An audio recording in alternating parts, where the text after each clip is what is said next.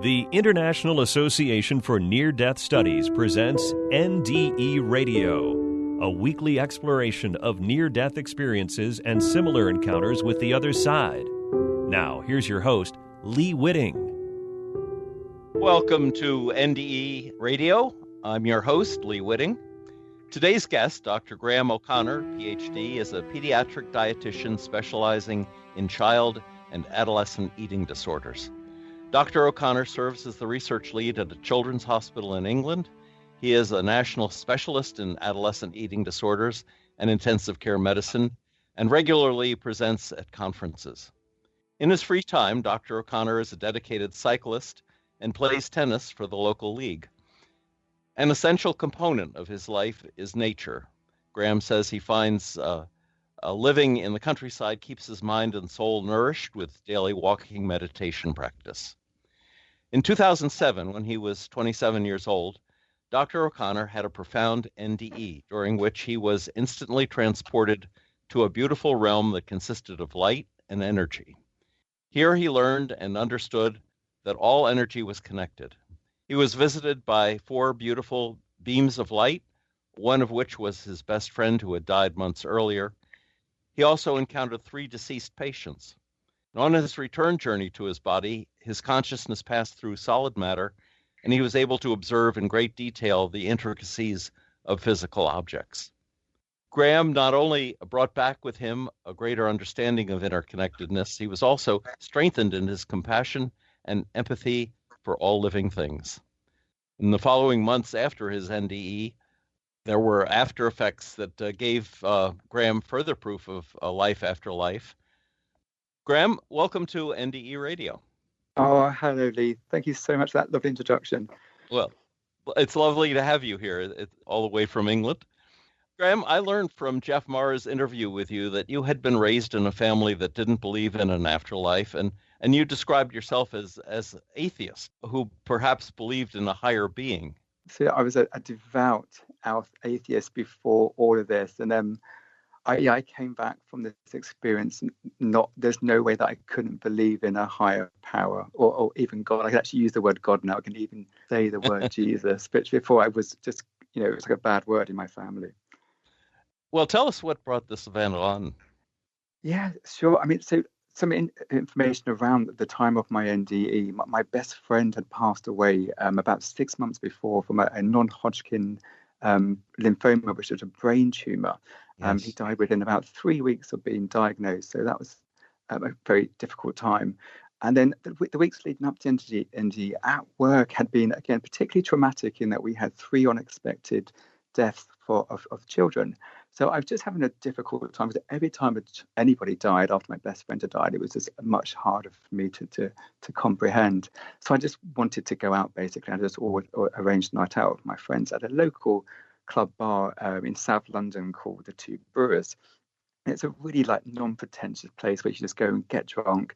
They have a cabaret show on, and the more drunk you get, you sort of migrate to the back of this venue where the club area is. And so we got to the club bit, and we were very lucky to get a little seated area on the left-hand side of the bar.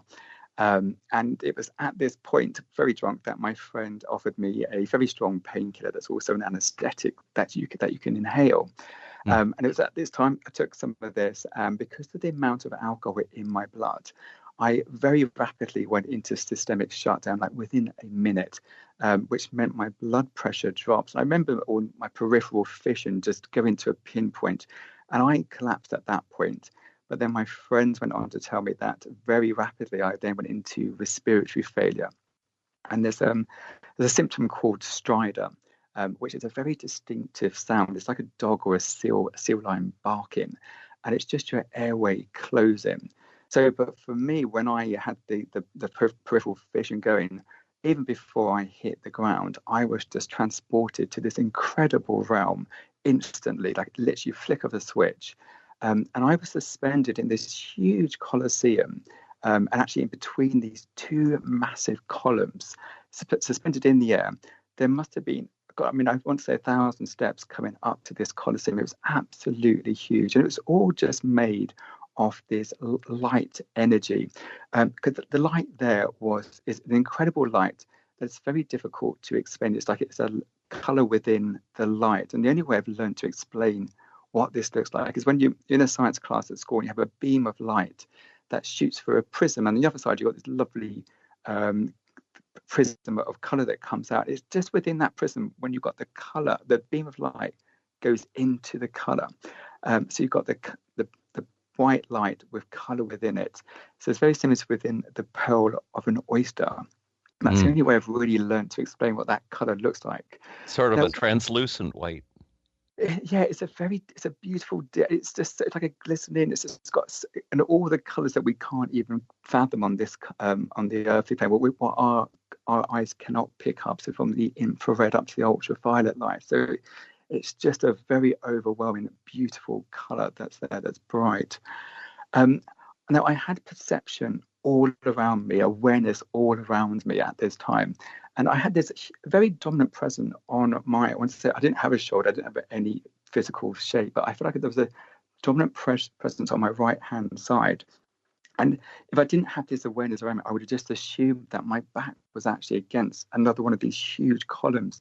And I still, to this day, don't know whether this was like a spirit guide or even my higher energy. It was just a very dominant presence. Now, in front of me, there were these 4 beautiful, huge beams of energy. Again, a pulsating frequency. They all looked identical, but I knew instantly who they were. I'll come back to those in a minute. But beyond these 4 beams of energy, there were other like hundreds, if not thousands, beams of energy beyond them that were within my perception that I could see beyond with my awareness and perception. Wow. And again, they all had this incredible frequency vibration. It's so difficult to explain because they were all exactly the same, but they all had a different feeling to them, and they were all connected. I couldn't see any string of connection of energy between them, but there was just connected. And the movement of the energy of these beings created like this very like a beautiful, like almost breeze, like it was like a liquid feeling of this breeze. But again, very difficult to explain that connectedness. But then coming back to the 4 beams of energy. Graeme, let me ask you: were these beings like angels, or were they former humans, or individuals from Earth? I wouldn't, because they all look the same. There was no features at all from angelic features or from human features. So they all very similar. So I would say the fact that they were very similar vibration to the children and my best friend was they were probably previous humans, as opposed to angelic. Okay. So the 4 beams that were directly in front of me, the first 3 beams, I knew instantly these were the children that had died on the ward in the previous 2 weeks. 2 of those children were infants, and the third child was a 3-year-old girl. That the communication there is way beyond telepathy. It is just this absolute knowing and this understanding. There's no human dialogue at all. It was just this information you get. And with the children, I knew everything about their soul journey, everything about their souls. It's incredible just to get this information download. No dialogue at all. But just knowing that they're on this incredible, beautiful journey that a very little reference to their earthly life at all from when I knew them. Now, well, two of them you said were infants. Yes. So they wouldn't have had much of an earthly life. Were they? Did they seem to be mature souls, even though they'd come from infants? And again, and this is a good question, because their beam of energy, their frequency was exactly the same as my best friend, who was the 4th beam of energy there. So there was no distinction. So, and it was, I think that's where it's going back to. I do believe in reincarnation now, but I think it's to do with maybe the previous life that they built up this energy vibration form. Because again, the infant had exactly the same power and beauty as my best friend, who was actually in his 30s when he passed away. Wow. Amazing.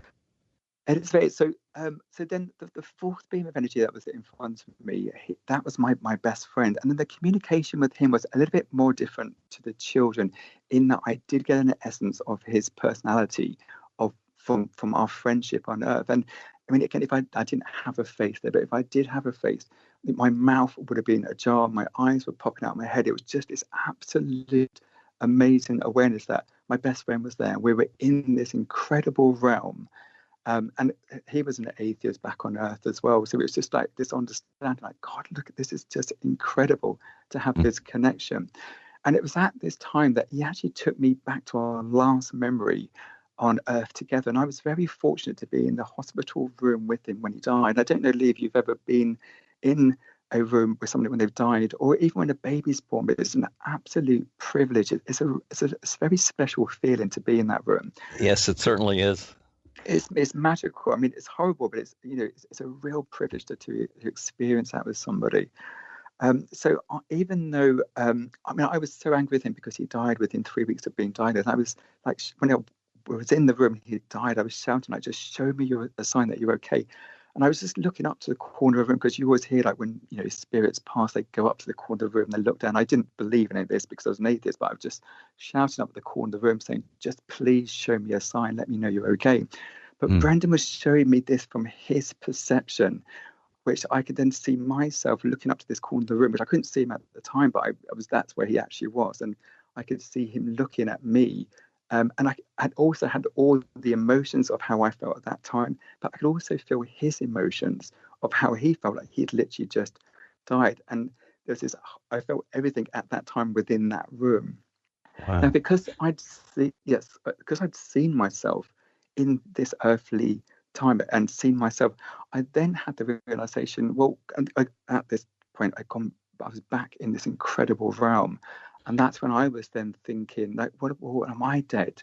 Because I've just now where I am, which didn't bother me at all. I was absolutely at peace in this incredible place. But I then had the realization that I was dead. And I thought, well, how did I die? What happened? That's when I thought it must have been the club. And I felt I wasn't embarrassed, but I don't think you can have the feeling of embarrassment there. But I just remember thinking, this isn't ideal. And that's when I had a thought of my family, and then particularly of my mother. And that's when I was just catapulted back through the earth. Now, as I was saying, when I went to this place, it was like a blink of an eye. It was incredible. I was there. But on the way back, it was still an incredible speed. But I remember coming through the club specifically, and then through the bar area. My consciousness was coming through the actual wooden bar. And I remember seeing all the intricacies of the splinters within this bar in a split second, just coming through it. And then that's where my consciousness was just sat. My body at that time was laid out by the bar. Now, I couldn't see anybody else in that. It was the bar was dark. There was no sound, and I couldn't see anybody around me. It was just my consciousness and my body. And this was the most stressful part of the whole experience, because my consciousness wouldn't go into my body. And I remember being absolutely petrified that I was stuck, that I couldn't get my consciousness into my body. And it was like it would go in, then it would come back out, and I would go back into the wooden area, see all the splinters of the bar, all the scum that collates around the bar area, and it was just like undulating back and forth. Now, what's strange is, like, literally seconds before, I was just in this realm where I did not care that I would die, and now I was on this earthly plane. I was petrified of dying, and it was a fear that I can still hold now, knowing that I was dead. I couldn't get myself into my body, and I don't know what that is. I mean, people talk about the veil, that once you're on this earthly side of the veil, then that's when you have the fear of God and you have the fear of death. Whereas on the other side of the veil, I mean, I don't know how to explain it. I just had absolute no fear at all. Thankfully, my consciousness, God knows how, got back into my body, and I sat bolt upright. And that's when I was like, I could feel every muscle in my body again, just sat up saying, God, I was dead. I just saw Brendan. But I also had this absolute, can imagine, my friends knew that my best friend had died, but I had this overwhelming, my senses were just overwhelmed, because I was absolute silence just before this. And then I had my friends, there was a security guard around me. My face was hurting because my friends had been slapping my face, trying to rouse me. The noise from the club. So it was totally overwhelming just to be back in this club, whereas before I was there, but with no one around me. Now, I thought that I must have been gone for like this incredible eternity because I had such an information overload from where I was. Even if I was just gone for a few weeks, that would have made sense. But the fact that I was gone for 15 to 20 minutes it gave me so much trauma because I just still now cannot understand the experience I had to only be gone for such a short period of time. And I was just absolutely obsessed, preoccupied with this place for months afterwards. I mean, this was 15 years ago, but I can still remember it like it was yesterday. And whenever I think about the colours, when I'm suspended in that Colosseum, it can take me straight back there to almost a spiritual level that I can connect whenever I want to. But I always go back to the source of this suspension between the two columns. That just helps me then relive this whole process whenever I want to do that. But I was absolutely preoccupied with the place. And as you alluded to at the beginning, I was very lucky in that coming back. So this was on the Friday night. It's very interesting that you were calm when you were in, let's call it heaven, with the light beams. You were calm. You felt like you were at home. Coming back to the earthly plane, you were frightened that you couldn't get it back into your body. Now, one of the things that I've encountered with people who talk about these things, there's this notion that there is perhaps a spirit realm that you might call purgatory, where souls are stuck on the earthly plane. They're not in heaven. They're not in their body. And the fear that you felt, do you suppose it was because you were afraid you'd be a ghost on Earth? It's a really good point because people have these hellish experience and the fear. I mean, it was such a contrast of absolute love and peace where I was to then have this absolute fear of death, knowing that I was dead and seeing that I was dead and having that fear. And I mean, again, I struggle with purgatory because of just knowing where I'd been. I think I've also heard about the whole veil, that if there wasn't the veil, then, why would any of us stay here? We didn't have this fear of death. Then no one would be here because we always want to go back to the source. And I've only recently learned a bit more about the veil. I can't remember this chap's name, but he'd explained it that even though we all knew that we were the sun, we wouldn't be able to get up every day to go to work, get in, do our same routine. And I think he's explained it beautifully. So I think you're right. If we all knew what the source and what I'd experienced, it's very difficult to continue your mundane lives. Right. Well, I didn't mean to interrupt you, but I did want to talk about that just briefly. So continue. No, thank you. So yes, I was very lucky in the week that I got back, that I got another verification from my best friend. I was in a bar just a week later, and it was a bar that I met my best friend in because I was a student, and I used to work in the Q bar in London. And I was sat at the table with my friends, and my phone started to ring, and it was Brendan's name that came up. And I thought it was very strange. He'd been dead for 6 months, so there was no contact on his phone at all. So I just assumed it must be his partner who's just having a bad day, and maybe he's gone through his phone to call. So I said to my friends, "Look, God, it's Brendan," and I answered it, and there was absolute nothing at all. And I didn't want to close it for 5 minutes. I had it open. I just couldn't believe it. I thought this is just the most wonderful verification to say again, look, where you've just been, this really happened. And again, I'm so lucky. I had 2 friends that were sat there with me to confirm this actually happened. I contacted his partner the next day to say, have you given Brendan's phone to anybody? Did you use it yesterday? Because I got a call of him like 6 months later. And it's like, no, the phone is in the drawer at home. It's not been charged because he didn't use his phone for about a month before he died because of the brain tumor. So it hadn't been used for months. So again, for me, I just feel so lucky that I had another little sign to say, this really happened. That confirmation is wonderful. Yeah. It really was lovely, yes. Then I think you had mentioned in that other interview that you had seen orbs flying around. Absolutely. And again, so this is, I wanted to film this today, actually, because I got the time wrong with the time zones. I was going to set up the video on the Zoom and just to try to capture him again. But unfortunately, there's a reason for everything, and maybe I'm not supposed to do it today. But no, and so for my birthday, there's a lovely orb that I caught, and then for the Jeff Mara interview, there was a beautiful flashing orb, and the orb that splitted, and it was I feel quite lucky that I get lots of signs from the afterlife to say. Do you feel these orbs are visits from Brendan?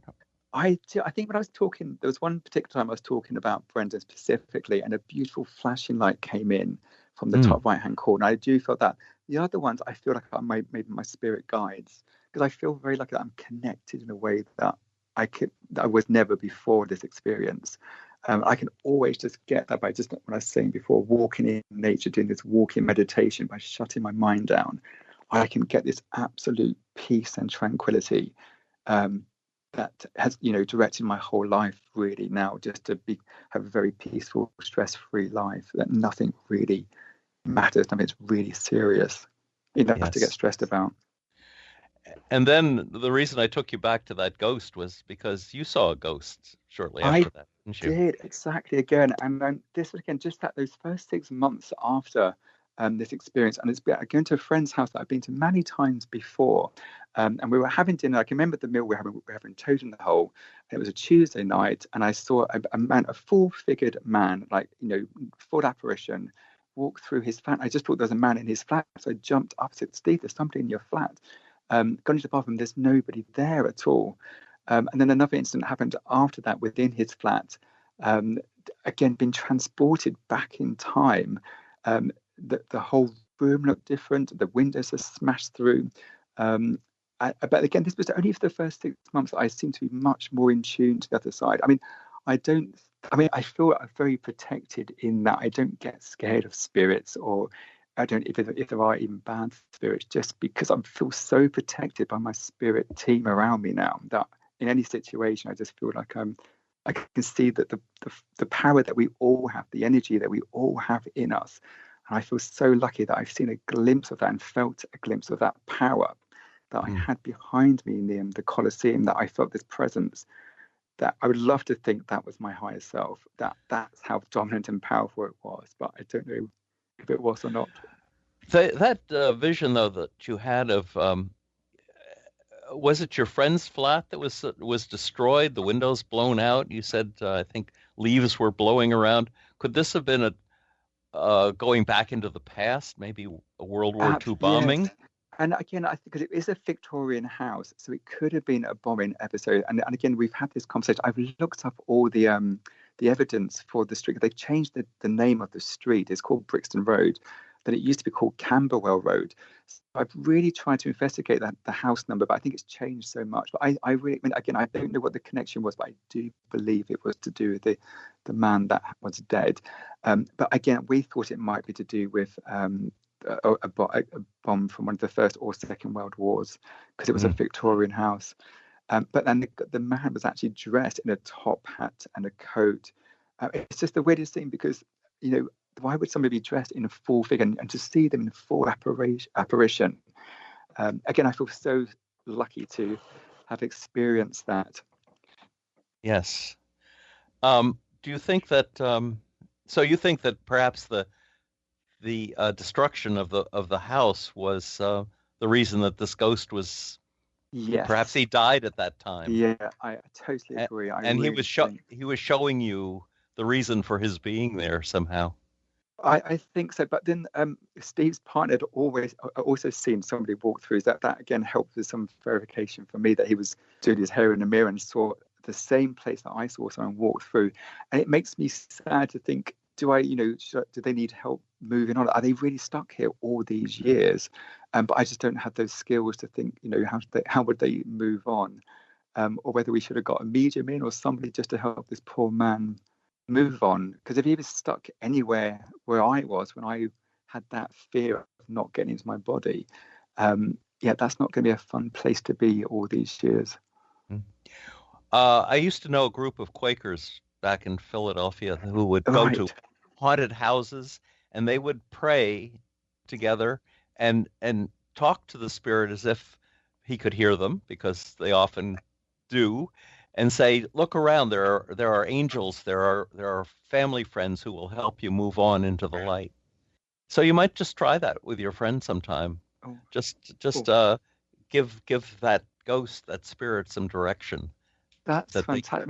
I mean, I totally believe that we can just connect with the, and it's just having the confidence to do that. Maybe, I mean, my friends left that flat now because it'd be awkward. I mean, because this is 50. It really was literally, this is about 3 weeks after the experience of 15 years ago. yes. But I haven't ever seen anything like that since, which Hmm. is frustrating. But that's good to know. Thank you so much, Lee. That you can. I think you can just call upon angels and your loved ones to help these people to move on if they want to, if they really are just stuck. Yes. Now, I gather you felt a heightened sense of empathy and compassion as a result of this experience. Yeah, I mean, this has been like the lasting effect of this experience, just because I felt that incredible connectedness up there from not just my friends, from Brendan and the children, but the hundreds of, if not thousands of beings beyond them, and just to know that we're all connected.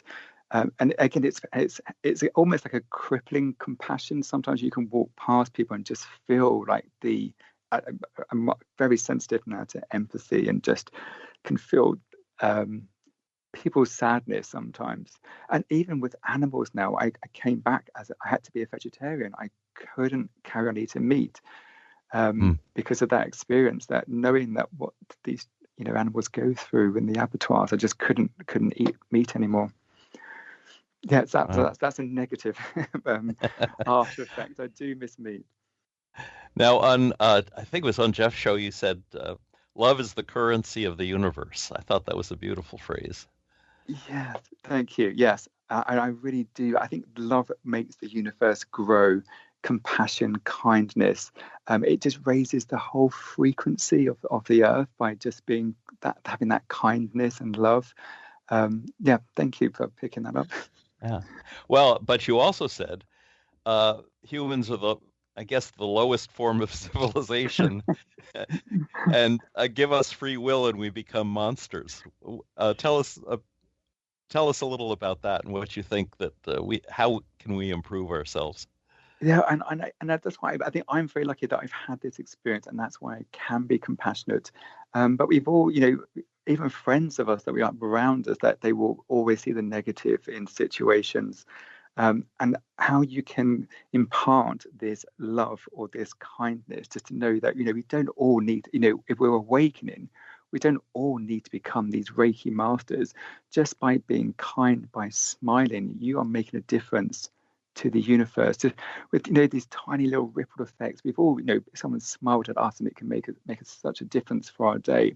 And I really believe that can just be enough without having to do these huge grandeur things to make the world a better place. But it is, I mean, it's interesting, there's the conversation that Jeff said, that we've all had these soul contracts, and sometimes people come into this world because to be mean, so to help other people to learn. But it's just something, it's difficult for me to comprehend, knowing the love and the peace that I felt. Why would you come here and have to be that way? It's very difficult to understand. It is. What is the attitude in England of the medical staff when they hear a patient tell about an NDE? Are they accepting? Do they sit down and listen, or do they are they dismissive and not want to hear it? Yeah, I mean, I've been worked for 20 years now in intensive care, and I've never heard a conversation about it. But and I've always have an open ear. I'm always very aware. Children that have had any cardiac downtime, I'm very keen to get involved. And what a lovely outcome that has come from Jeff Mara's show. I've been contacted by a researcher at Lancaster University to do some work in post-intensive care syndrome. And we're currently writing a proposal at the moment to delve into this a little bit more and do it as a research project. So I'm really excited about this. Oh, that's terrific. Well, once it's evolved and you're talking to, will you be interviewing people that have had NDEs? That's right. That's what we're hoping to do. So from the position that I work in, I can, because I mean, just because someone has downtime doesn't necessarily mean they're going to have an NDE. No. But I mean, a lot of people do, and I think with children, because I think that their understanding of the next realm is probably more normal to us. They might not think it's unusual. So the research doctor that I'm actually linked up with, her specialty is communicating with children to get their narrative out, what's different. So that's her specialty, and I'm going to be working much more on the physical complications of mobility, swallows, nutrition. But we're going to combine together to get this through research ethics. I don't know if you're familiar with PMH Atwater's research. She's researched children who have had spiritually transformative experiences like NDEs. You might look up some of her writings if you're going to be doing this work. Yeah, I definitely would. I've seen her doing some interviews, and she's a beautiful character, isn't she? What was her first name again? Sorry. She just goes by her PMH or her PMH. That's and right. then Atwater. And yes, she's a terrific resource for children's experiences. Fantastic. That's great. Thank you so much. There's a good resource there to start on there. That's a very exciting development from that Jeff Mara show. Again, I didn't really think the impact I would have on people. Stupid. I just wanted to share my experience because, it's not many people will listen to it. And I just had such an amazing outpouring, particularly from parents who had lost children, which I hadn't really thought about, and just how much comfort they got from that interview. And that's why I thought, I had no idea that I could have that impact from the experience I had, and that's why it was great to have the opportunity to do this again with you. Yes. Well, I expect you'll be hearing a lot more. Thousands of people do listen to this show, so I think you'll get some feedback from our listeners as well.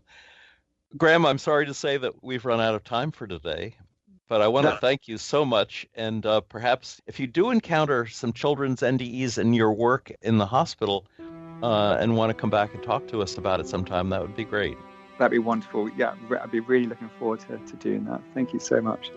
If listeners would like to hear this show again or any of our more than 400 archived NDE interviews, please go to TalkZone's NDE Radio site and hit the Past Shows button, or subscribe to our YouTube channel, NDE Radio with Lee Witting, and listen for free to the complete NDE library of archive programs from 2013 till today.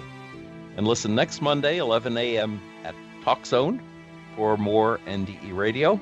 I'm your host, Lee Witting, saying thanks for listening.